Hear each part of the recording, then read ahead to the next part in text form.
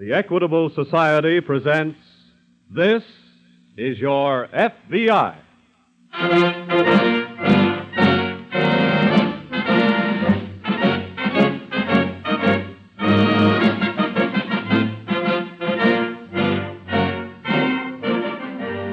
This is Your FBI, an official broadcast from the files of the Federal Bureau of Investigation, presented as a public service by the Equitable Life Assurance Society of the United States and the Equitable Society's representative in your community.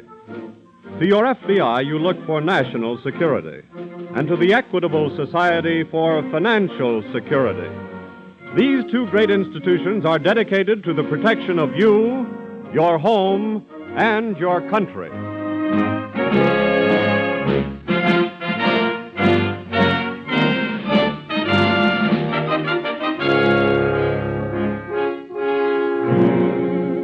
Tonight's file, the big breakout.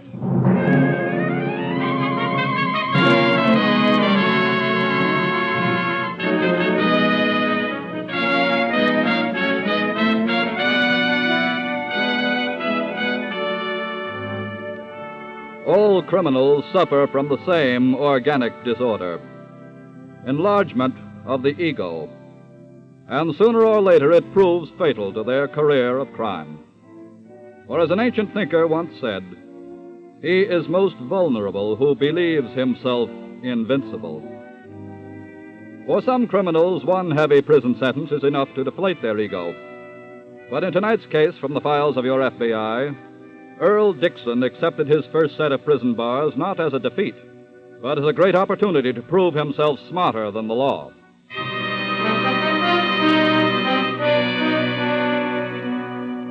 In a Midwestern penitentiary, Dixon, serving a term for hijacking, and two fellow inmates are seated in their cell after the evening meal. Cigarette, gentlemen?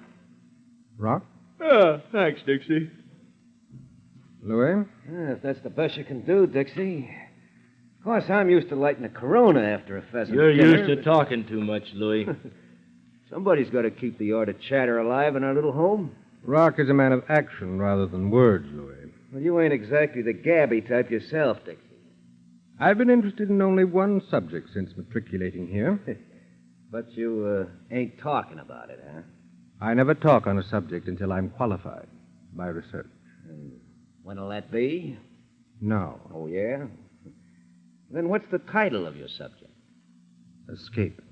Hey, shut up, Louis. Are you gentlemen interested? Gee, Dixie, I don't know. I only got 3 more years here. Just the weekend, huh, Louis? No, it's not that, but guys can get shot trying something like that.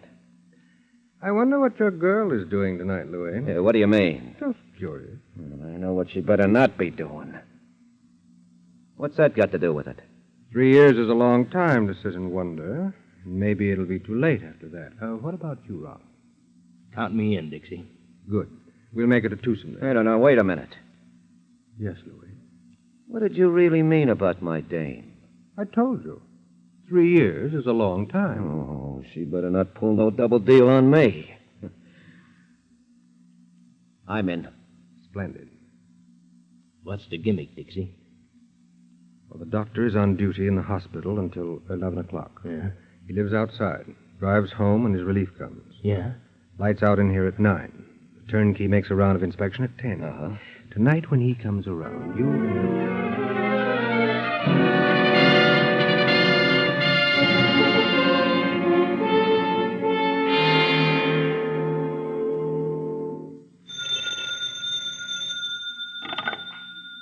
Hospital ward, Dr. Wilson. Oh, hello, Evelyn. Yes, honey, I'll be on my way home in about 10 minutes. As soon as Dr. Blaney comes in to relieve me. Huh? Oh, sure, I'll bring some.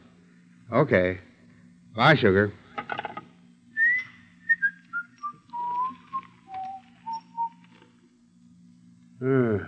What are you doing in here?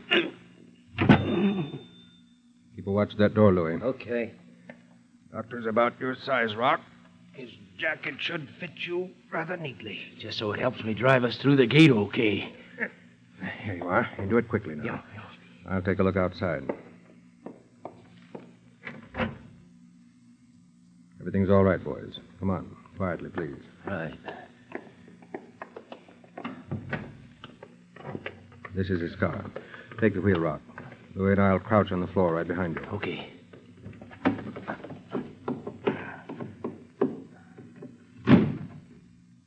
All right. Make for the gate. Keep your head down, Louis. Don't worry. I want to keep it.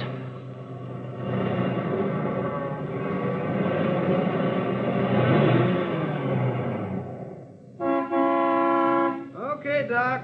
I'll open the gate. Leaving kind of early to...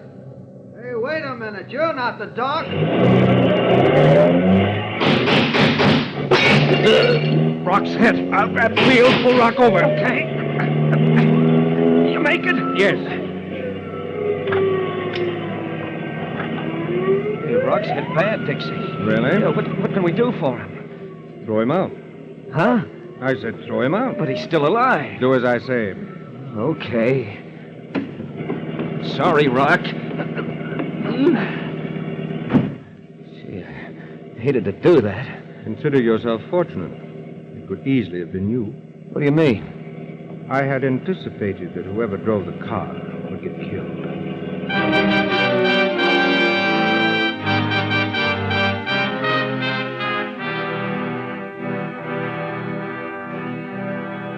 After the jailbreak had been accomplished and the convicts had made a successful getaway, the penitentiary warden immediately contacted the nearest office of the FBI just across the state line, where Special Agent Connor took the call. Gray Pontiac two-door sedan. License number? 754. All right, I've got it. Which direction was it going when it left the penitentiary? Thanks, Warden. We'll get on it right away. Jailbreak, Fred? Yes, 3 made the break, but 1 got killed. Who are the other 2? Take their names. Uh-huh. Earl Dixon and Louis Muncie. Let's see. I've got him. While I'm getting out an alarm, you contact Washington and ask them to teletype all information they have on Dixon and Muncie.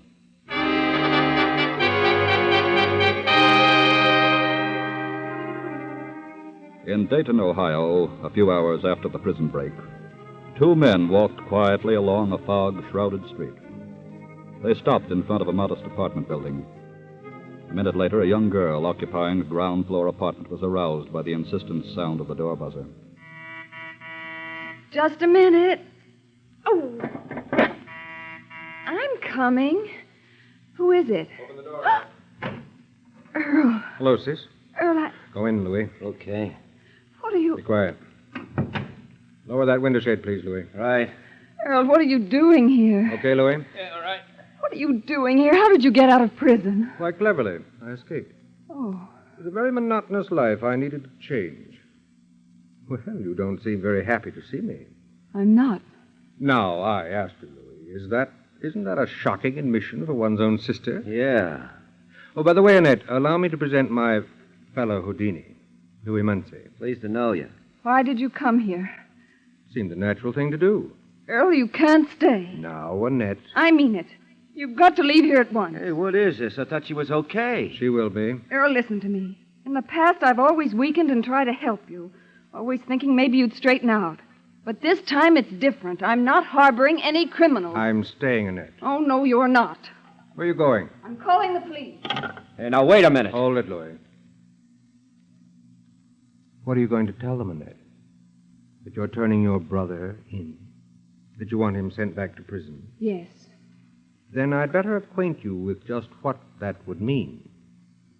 A man was killed when we escaped. Oh. Now, my dear, could you make us some coffee?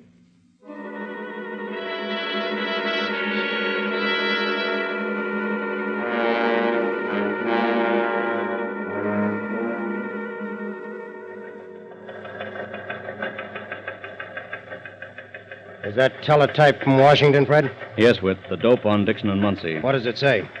It looks like Dixon was the brains behind the break. Yes? College education and always boasting how much smarter he is than the law. What was he in for? Hijacking. He was sentenced in federal court. Suspected of a killing, too, but there wasn't enough evidence to pin it on him. What about Muncie? They're just finishing up on him now. Here we are.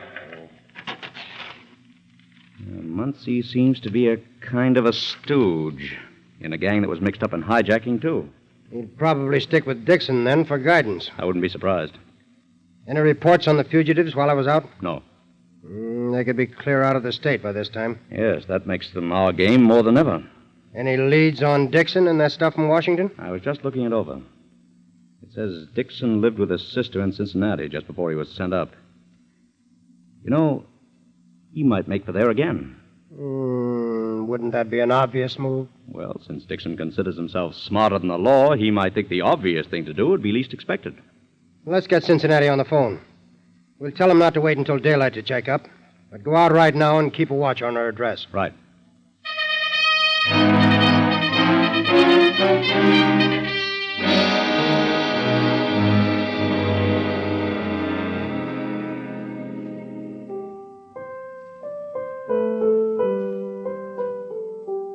Remember this piece, Annette? How I used to slave to learn it? As I recall, it was Mother's favorite... Stop, Earl, please. What's the matter? The difference between then and now, I don't want to think of it. Dear Annette, always the sentimentalist. Earl, Yes? how long is this going to go on? What? This staying here. Oh. Oddly enough, I was just thinking about that. Police are bound to come here sometime. You saw the morning paper. They're combing 3 states looking for you. I know. Please, won't you give yourself up? Oh, stop being childish. What else can you do? I have a very definite plan in mind. You're right about their eventually coming here, but when they arrive, we'll be gone. What do you mean? We still have that little houseboat on the Ohio River. Yes. Then I think we should use it. We? Yes. You and I. Oh, no, please. I'll aid you in that. You'll have to drive. Oh, why can't you leave me alone? Very pleasant, like a vacation. Vacation with 2 murderers. Oh, I forgot to mention, my good companion, Mr. Muncie, who sleeps so peacefully in your bedroom, will not be with us. Do you intend to leave him here? Not exactly. I don't understand. Well, he has already served his purpose. You see, folks. Oh. Greetings, Louis. Well, I was just talking about you. Oh, yeah? Yes, I was telling my sister that we are going to take a little trip. Oh, blowing out of here? Yes. Where are we going? Well, unfortunately, Louis, you're not really coming along. What do you mean? I needed you for the getaway just as I needed Rock, but now your usefulness has ended. Oh, wait a minute. Sorry, Louis. Darling, he'll be with us in spirit.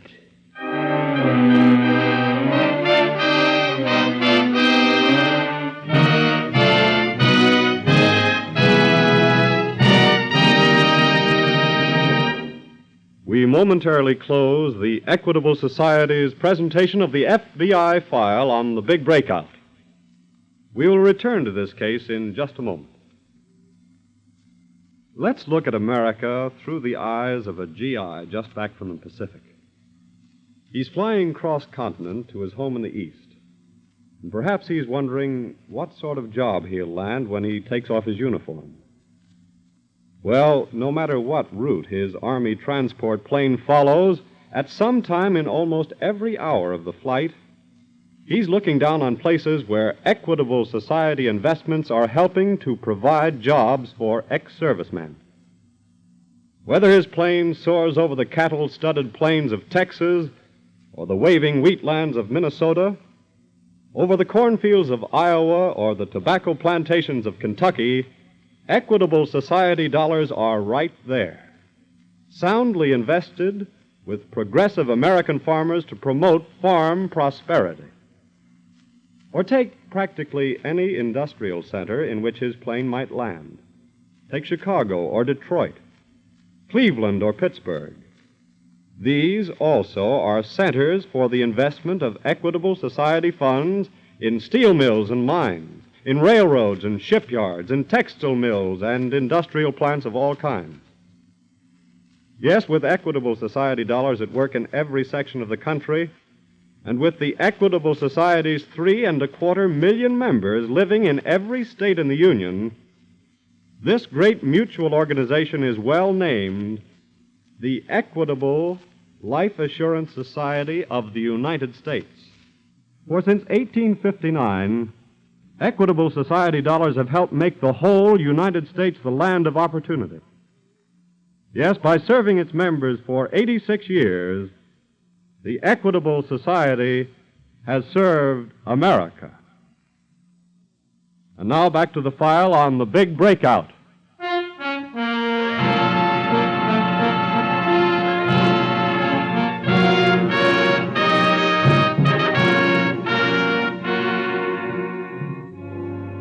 FBI agents make no pretense of infallibility.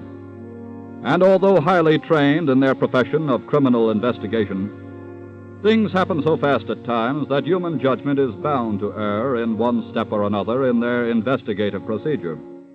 But this they have never failed to do: readjust.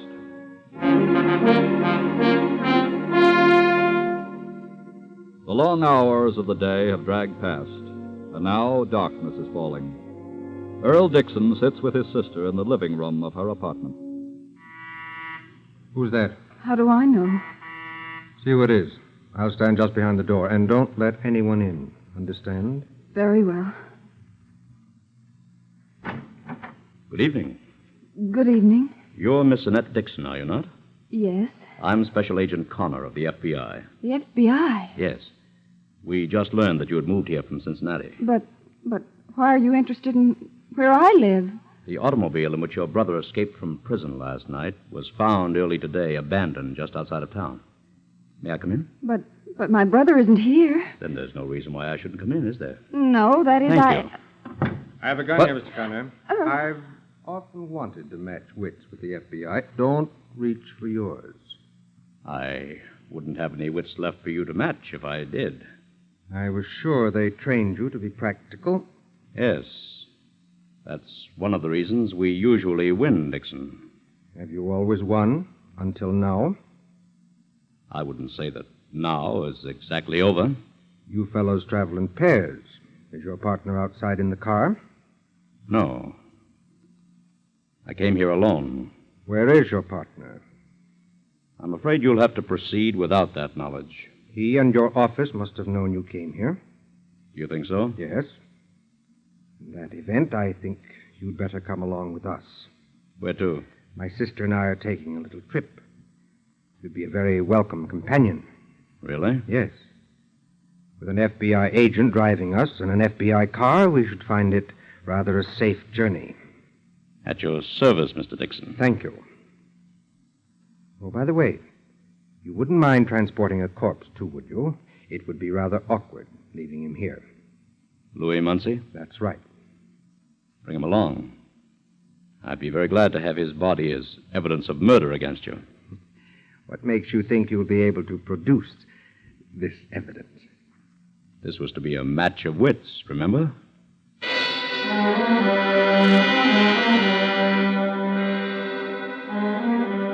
When Special Agent Connor did not return to Dayton Police Headquarters within the designated time to rejoin his partner, Special Agent Whitman, Whitman and a police officer drove to Miss Dixon's address.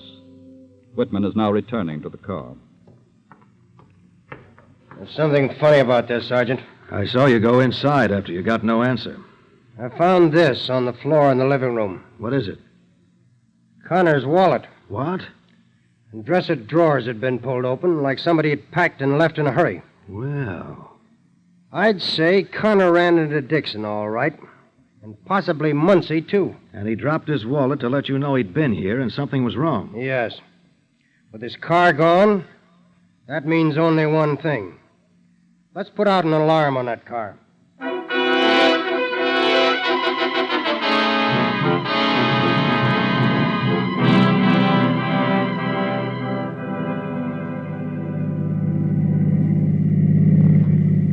Oh, this is such a pleasure.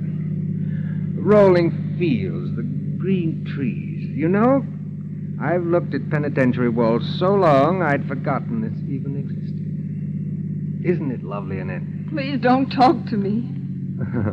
My sister doesn't approve of me, Mr. Connor. I'd say she has excellent taste. Poor Louis. Poor Louis would have enjoyed this so. Which reminds me, I've decided not to dispose of his body anywhere along the way. Really? The river will be a much better place. Bodies have a disconcerting way of rising to the surface. Not when they're properly weighted, Mr. Connor. Oh? And that should offer a cue to your own fate. Thank you.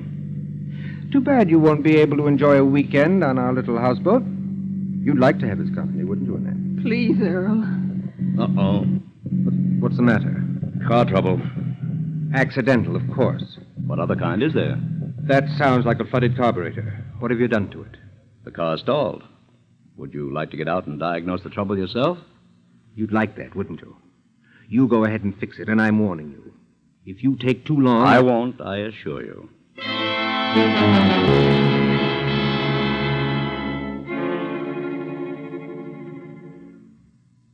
Why don't we get some word, Sergeant? Well, we've done everything we can, Mr. Whitman. Something should come in. Well, that's the toughest thing about this business. The waiting. I know. They must have taken Connor along as cover. If they did, Connor's driving the car. We put all that on the alarm. Is there any more background on the Dixon family? Any place he'd be likely to go to? I'm having that checked now. Meantime, the clock is running out. Running out fast. I'll get it. Police headquarters, Sergeant Gillen speaking. Yes? Yes? Where was this? Just a minute, Mr. Whitman. Yes. This is state police. They got something on Connor. Let me talk to them, please. Sure, here you are. Hello? This is Special Agent Whitman speaking. What have you got? I see. Will you read it, please? Yes? Thank you very much. Goodbye. Come on, Sergeant. We've got a definite lead on Connor. I just hope we're not too late.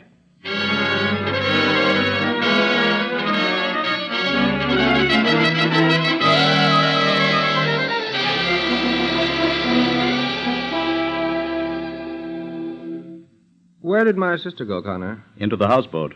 Oh. Yeah, I guess you've got Muncie's body weighted sufficiently now. Enough to keep it from drifting. That'll make it easier for us to locate. Us? Mm-hmm. I admire your optimism. Now, if you will just drag the body out onto the deck.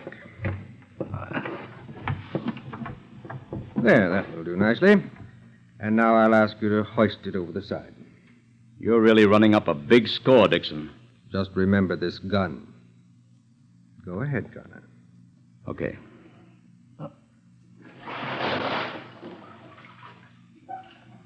And now I suggest that we return to the cabin.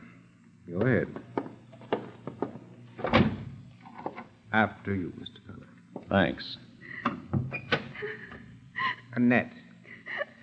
Annette, will you stop that crying? Leave her alone. Well, Sir Galahad. Will you have a drink? No, thanks. Then I guess we'd better pass on to the next item on the program. That turns out to be you, Mr. Connor. Earl, you can't. Hold it, miss. Dixon, Yes? you said this was to be a match of wits. That's right. And it's been rather unbalanced in my favor, wouldn't you say? No, I wouldn't. What do you mean? You had that pistol on me all evening. But it didn't keep me from working. Working? You didn't see me drop my wallet on the floor of your sister's apartment back in Dayton, did you? Now, don't pull I that. saw it. What? Annette, why didn't you... I left it there because I knew my partner would find it very shortly and know something was wrong. Look, Connor. I'm just trying to get my wits on the record. Very well. And you were right in suspecting I caused the car trouble back on the highway. All you gained was time, if you did. No. I left a note under a tool when I was under the car. It must have been picked up by now. And what did the note say? That we were coming here. Well, that makes you almost even. I'd say that puts me a little bit ahead. Annette, I think we're getting out of here. I hate to keep piling up points, Dixon, but the keys to the car are in the river with Muncie's body. Why, you... Now, don't be a bad loser, Dixon. I haven't lost. Oh, no? Look at that car coming along the riverbank. Where? Oh, thank heaven. Is it the police? It isn't even a car. That was an old trick, Miss Dixon. But I won the match.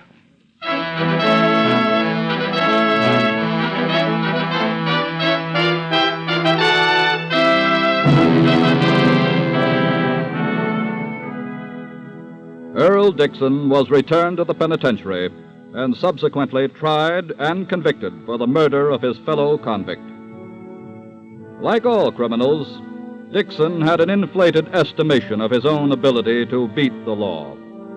And this was one of the most effective contributing factors to his inevitable downfall. No one is smarter than the law. Sooner or later, this inescapable fact is known to all criminals.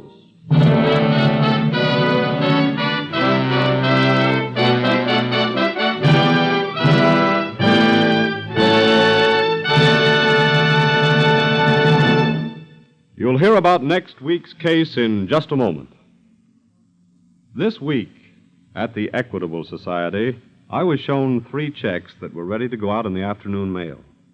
One was the biggest check I've ever seen in my life. A 6 followed by 6 zeros. A $6 million investment of Equitable Society funds in a great industrial concern which will employ several thousand men, many of them returning servicemen. The second check was for $16,000, a loan to a farmer in Iowa who came to his Equitable Society so that he could buy a piece of land he's had his eye on for many years. The third check was for $6,000, and it was going to help an ex-sergeant of the Marines buy that little house he dreamed about while he lay in a hospital recovering from wounds received on Guadalcanal. Now he's going to own that little home with the aid of the Equitable Society's Assured Home Ownership Plan. And there you have 3 of the principal ways in which Equitable Society dollars are put to work. In promoting home ownership, in lending farmers a helping hand, in keeping the wheels of industry turning. And that's why we think this life insurance business we're in is a good business. We collect premium dollars from our members for their good and then invest them in ways that are good for the entire nation. Yes, this week and every week for 86 years, the Equitable Society has been building security for you, your home, and your country.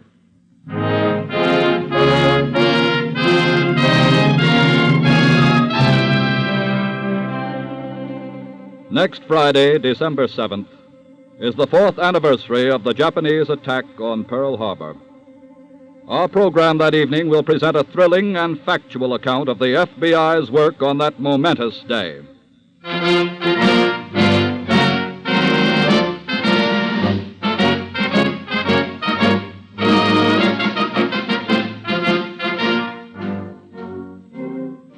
The incidents used in tonight's Equitable Society's broadcast are taken from the files of the Federal Bureau of Investigation. However, all names used are fictitious, and any similarity thereof to the names of persons living or dead is accidental. Programs in this series of particular interest to servicemen and women are broadcast overseas through the worldwide facilities of the Armed Forces Radio Service. Tonight, the music was under the direction of Frederick Steiner, the author was Frank Ferries, and your narrator was Dean Carlton. This is Your FBI is a Jerry Devine production. And now this is Carl Frank speaking for the Equitable Life Assurance Society of the United States and the Equitable Society's representative in your community, and inviting you to tune in again next week at this same time for This is Your FBI.